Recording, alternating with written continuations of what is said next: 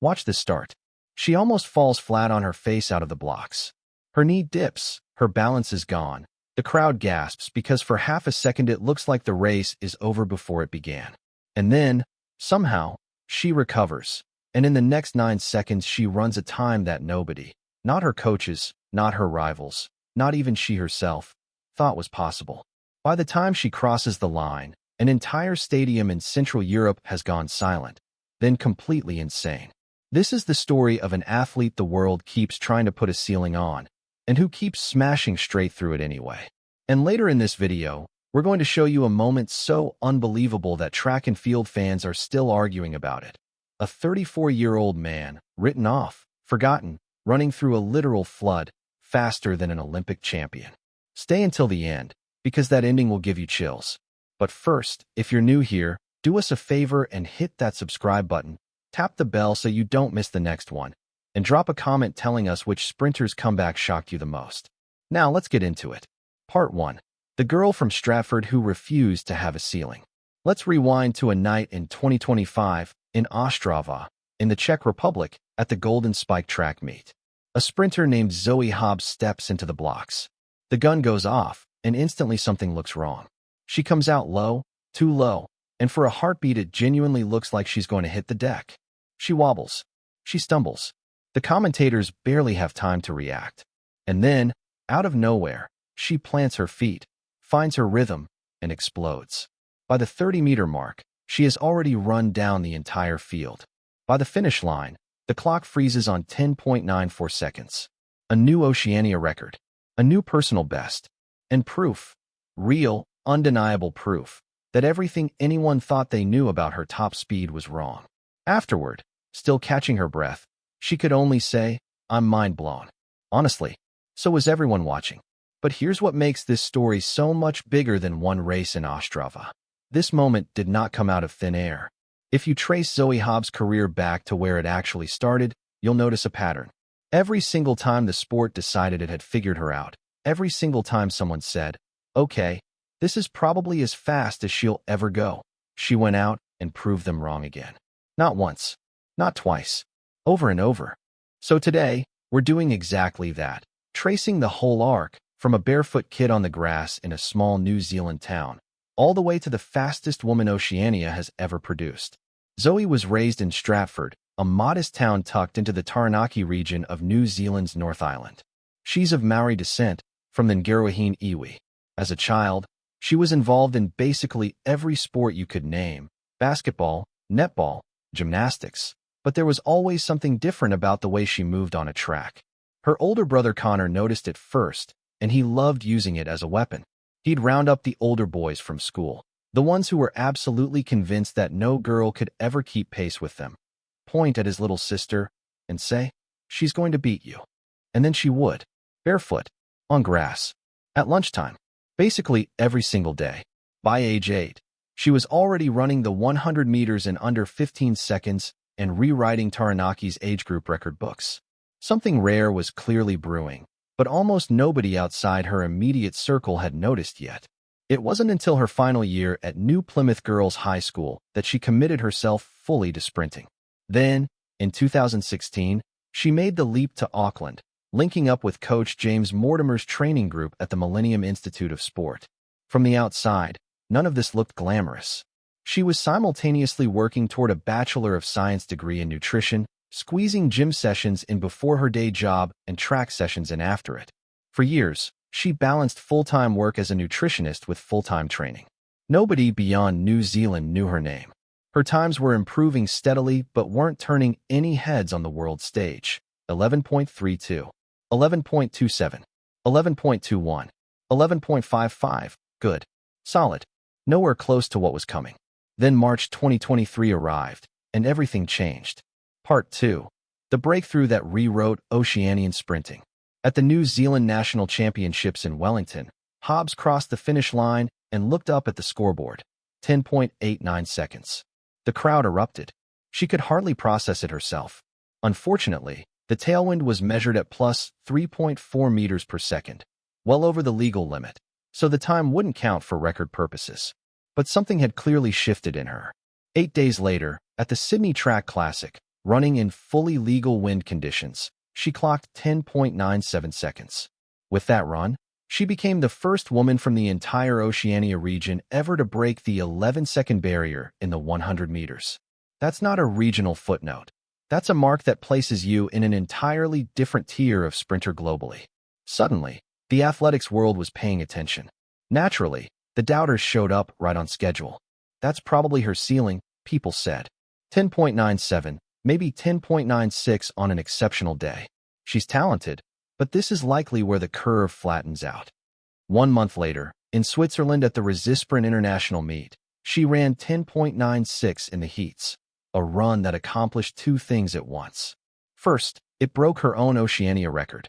Second, it met the automatic qualification standard for the Paris 2024 Olympics, which was 11.07 seconds. One single race, two pieces of history. She became the first New Zealand woman to qualify for an Olympic 100-meter final field in nearly 50 years, the previous being Sue Jack, all the way back at the 1976 Montreal Games. When she saw the clock, she said she genuinely couldn't believe it, especially given how unpredictable the wind conditions had been that day. Then came the World Athletics Championships in Budapest, 2023. She was drawn into a semifinal that's now remembered as one of the fastest in the history of the championships, sharing the track with Sha'Carri Richardson, Shericka Jackson, and Marie-Josée Toulouse-Smith. Hobbs ran 11.02 and missed a spot in the final by 1/100th of a second. That's the difference between qualifying and going home. A margin so small, it's almost cruel. She ended that season ranked 10th in the world. Still, the skeptics persisted. Surely now she'd found her level. March 2024, Glasgow, the World Athletics Indoor Championships. Hobbs reaches her very first global championship final. This time in the 60 meters, running 7.06 seconds, a brand new Oceania indoor record, finishing fourth, agonizingly just 1/100th of a second away from a bronze medal. Then, Paris 2024, her Olympic debut. She advanced all the way to the semifinals of the 100 meters. Every ceiling the sport tried to put on her, she cleared it. She followed that up with a podium finish at the prestigious Monaco Diamond League meet, then reached the semifinals again at the 2025 World Championships in Tokyo, closing out the year with a career-best world ranking of 12th. She's 27 years old right now, squarely in the athletic prime of her career, and her progression tells the whole story on its own. 11.32, down to 11.15, down to 10.97, down to 10.96, down to 10.94. Every single time the sport thought it had her figured out, Zoe Hobbs had other plans entirely. So maybe the real question isn't whether she's found her ceiling yet. Maybe the real question is, how much faster does she still have left in the tank? Part 3. A flood, a forgotten champion, and the comeback nobody saw coming. Now picture a completely different scene. Lane 1, completely flooded. Rain coming down like a tropical storm has parked itself directly over the stadium. This is the 2025 World Championships in Tokyo. And a man who hasn't run under 44 seconds in an individual 400-meter race since 2017 grabs a relay baton 10 meters behind the rest of the field. What happens in the next 43 seconds genuinely broke the internet. But to understand why it hits so hard, you need to go all the way back to where this story actually begins. August 14, 2016. Rio de Janeiro. The Olympic 400-meter final.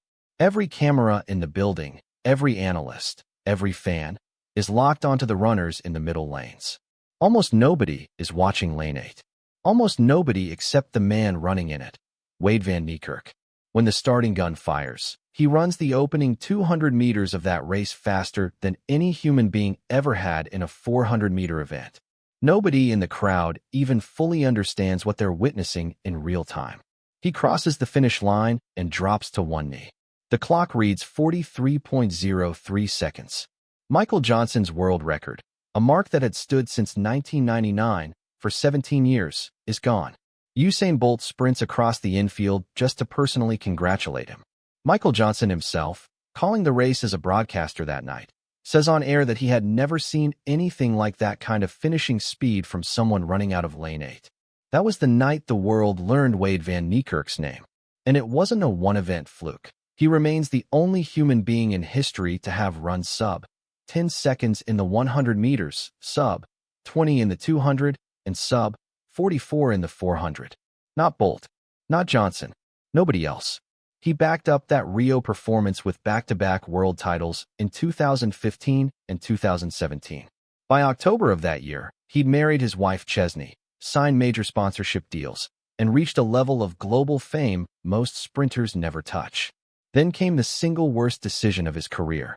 October 7, 2017, a celebrity touch rugby match at Newlands Stadium in Cape Town, involving his cousin, the now famous rugby star Cheslin Kolbe.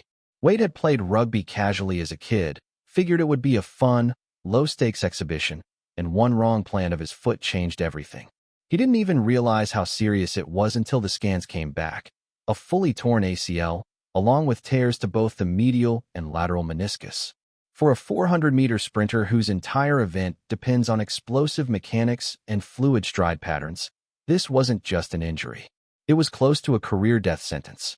2018 and 2019 were essentially wiped off his competitive record. Then COVID erased 2020 for the entire sport.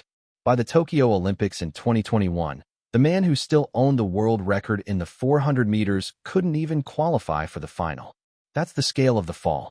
The seasons that followed were painful to watch for anyone who remembered Rio. 5th place at the 2022 World Championships in Eugene, running 44.89.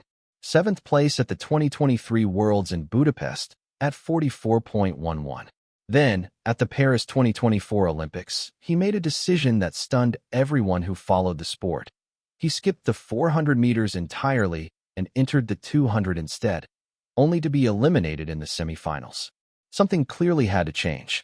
And in early 2025, something did.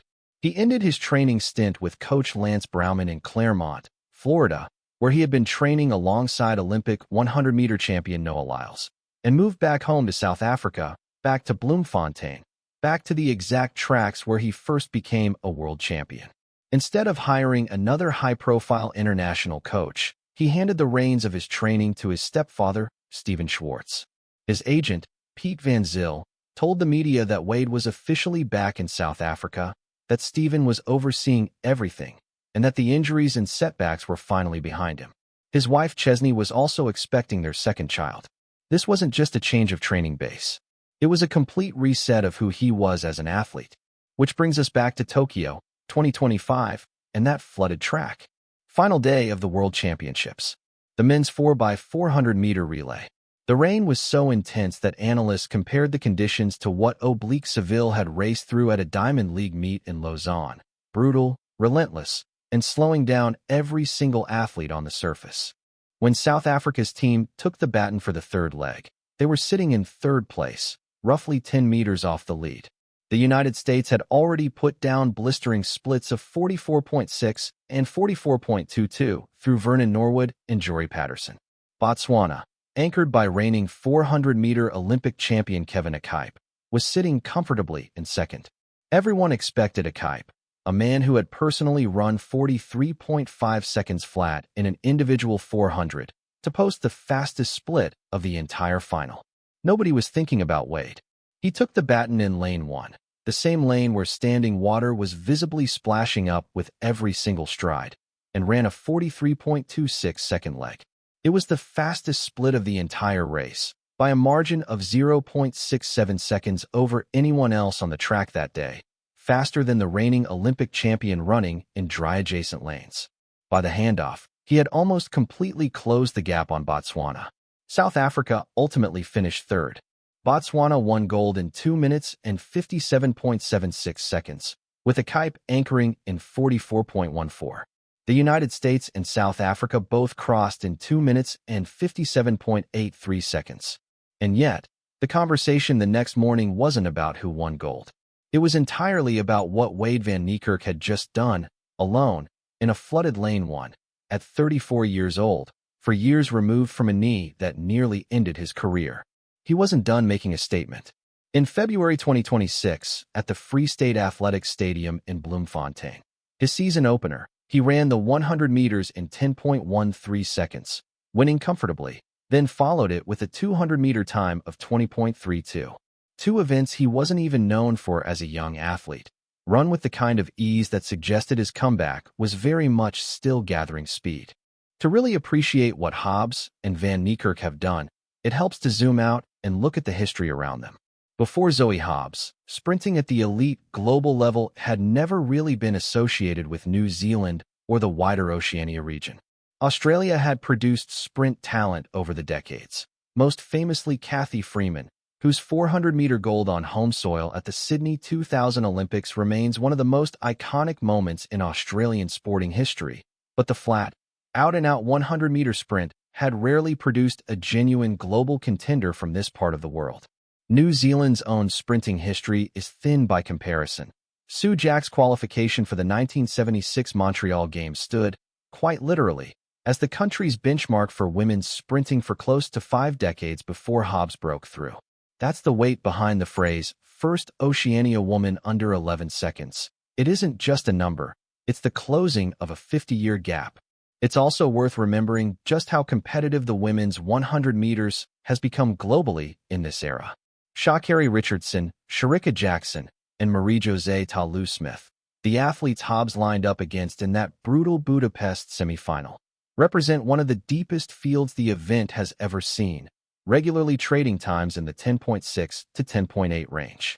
Missing a final by 0.01 seconds in a field like that isn't a failure.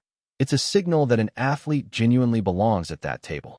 On the men's 400-meter side, Michael Johnson's world record of 43.18 seconds, set at the 1999 World Championships in Seville, was considered close to untouchable for a generation. Johnson's dominance throughout the 1990s, including gold medals across multiple Olympic and World Championship cycles, had made him the standard-bearer for the event for nearly 2 decades. That's precisely why Wade Van Niekerk's 43.03 in Rio, run from the notoriously difficult outer lane 8, where sprinters can't see their competitors, is treated as one of the greatest single performances in track and field history, not just a fast time. And the injury Van Niekerk suffered is worth putting in context too. ACL reconstructions have ended or badly damaged the careers of countless athletes across sports. But they are especially unforgiving for 400-meter specialists, whose event demands a rare combination of sprint speed and sustained muscular endurance through the final, brutally taxing 100 meters of the race. Athletes who return from ACL and meniscus damage to even reach a global final are considered success stories. Van Niekerk didn't just return.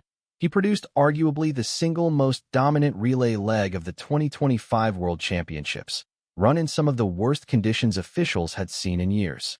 Both of these stories share the same underlying thread, an athlete written off by conventional wisdom, who used the doubt as fuel rather than letting it define them. Zoe Hobbs turned, she's probably found her ceiling, into a personal habit of proving people wrong, year after year. Wade Van Niekerk turned his career as basically over into one of the most talked-about comeback performances of the decade, run in a downpour, in a lane full of standing water, at an age when most sprinters are already retired.